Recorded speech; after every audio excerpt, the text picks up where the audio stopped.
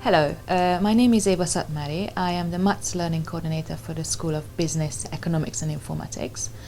And my role is to help students with their quantitative skills, especially mathematics and statistics. I offer one-to-one tutorial and scheduled workshops for students of the School of Business, Economics and Informatics. The school has an online learning environment which is called Moodle, and on Moodle we have a module that's called the BEI, Study Skills in Mathematics. On this module, students will find many useful links in general mathematical skills or statistics skills, as well as some topic-specific skills. The workshop sessions will be organized for specific groups, for example, economics and computing, and you will have to sign up for them in advance. So basically, I can help you with one-to-one tutorials or help through the Moodle online learning environment, or you can come to the workshops.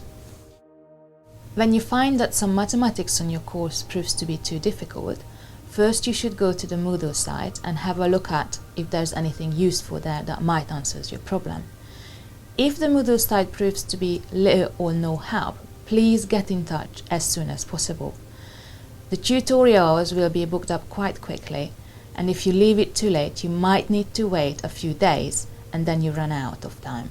So please be organized and get in touch as soon as possible.